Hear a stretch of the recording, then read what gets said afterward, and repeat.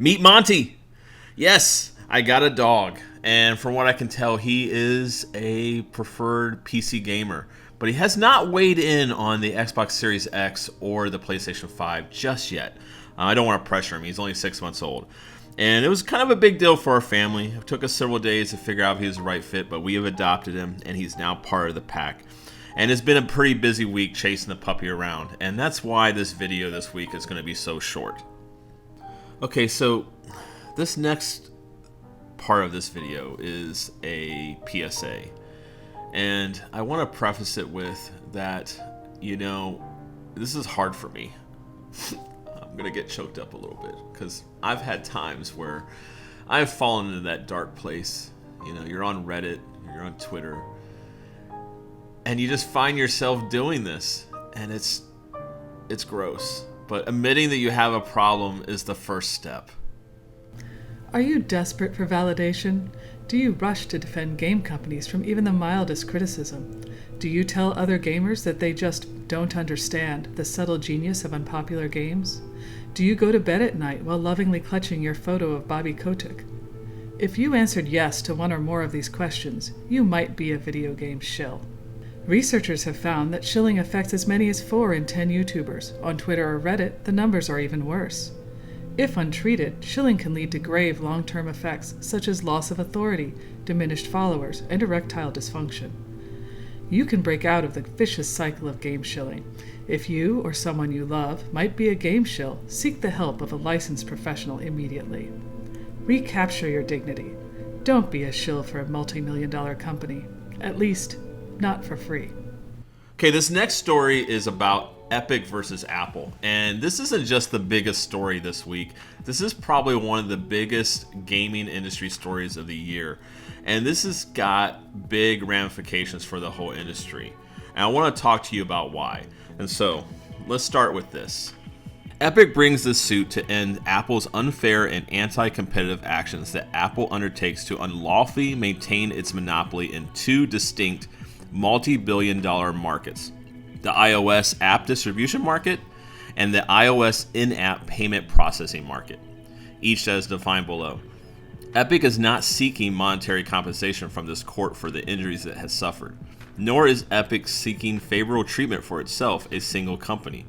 Instead, Epic is seeking injunctive relief to allow fair competition in these 2 key markets that directly affect hundreds of millions of consumers and tens of thousands, if not more, of third-party app developers. So what does this mean? Well, let's break this down. This really points to the strategy that Epic is trying to employ. They are trying to make the argument that Apple is monopolistic. And the question is, are they? I don't know the answer to that. But this is going to be up for the courts. Now, here's the thing. I've seen some people say, well, how is this different than like people putting games on the Xbox store, the Sony store, the Nintendo store? Well, if you notice, all those are 3 stores. When it comes to apps, it's really just Google Play and the Apple Store. And the Apple Store is completely controlled by Apple. Like there's no room. You basically, there's no negotiation. It's either their way or the highway. And when you have a footprint that large, that's pretty much the definition of what a monopoly is. Now, here's the thing. You're not going to see me cry any tears for Epic. Epic is a very big company. They can take criticism. They don't need me to defend them. But here's the thing. If Epic was to win, this fight would actually help so many small developers, small gaming business guys who come into the marketplace and are just trying to start out. Because the way Apple does it, it's their way or the highway, and there's no negotiations for these like small developers. And you're at the mercy of Apple. If you do anything that they deem that's unfriendly, it doesn't even matter if you make a quality game. If they just decide for some reason that they don't like the cut that they're getting, they can just nuke you off their platform and there's nothing you can do about it. And since they control such a huge footprint, I think it's fair to say they are a bit monopolistic. So it's going to be interesting to see how this shakes out. So 2 icons of the streaming industry decided to face off in a match mano a mano in Fall Guys, and those 2 were Dr. Disrespect and PewDiePie. I watched this video myself, and first of all, watching Fall Guy clips are hilarious, and they absolutely crack me up. But watching these two do their shtick and basically roast each other while they're playing this game was absolutely hilarious. I encourage you to check it out. It's definitely my clip of the week.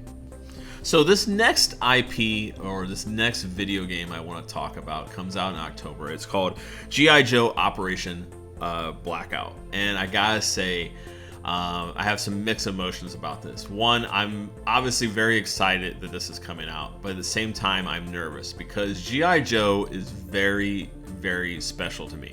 Growing up as a kid, I collected the hell out of G.I. Joes. I studied G.I. Joes. I read the comics. I read the little data cards that came out back to me. I watched the cartoon. I watched the movie at least a dozen times. When I was in the Army and I went to West Point, some of my classmates at West Point found out that I was a big G.I. Joe nut. And so one of the things upperclassmen would do to haze me would be like, ask me G.I. Joe related trivia. And in my defense, I was actually very good at it. I'd be asked questions like, what is Duke's full name? Or how about where was Torpedo born? And I'd be like, oh, Torpedo was born in Honolulu, Hawaii, and he was this, and I was a walk encyclopedia about everything about G.I. Joe universe, and it actually cracked up a lot of my military buddies and friends. So the announcement of this game obviously meant a lot to me. So here's the thing. I think the company that's making this game is doing it justice. But here's the problem I have, and it's really my problem. I feel like this game should have $1 billion budget if it was up to me. That's how much I love G.I. Joe. And so it's obvious that I don't think any company is going to take that risk. But I have been clamoring for a really solid G.I. Joe game for years. There hasn't been one for a very long time. And I'm not counting the mobile game. I like mobile games, they have their place, but I'm talking about a very serious take, narrative-driven kind of game.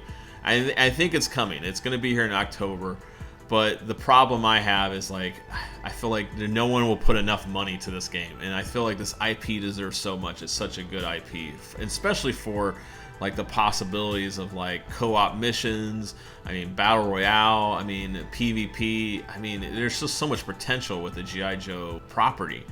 But with that said, I have my hangups because I don't feel like this IP is ever going to get the amount of money it deserves. But I'm hoping, fingers crossed, it looks like they're doing it justice. It looks like there's some passion behind it. I really dig the artistic, cel-shaded style. And, hopefully maybe as later this week, I'm thinking about doing a deep dive on this trailer. So let me know down in the comments if you'd like to see that. Well, that's a wrap. It was a very short week. I thank you, and I appreciate your time. Please like and subscribe, and we'll see you next week. Gator 6 Charlie out.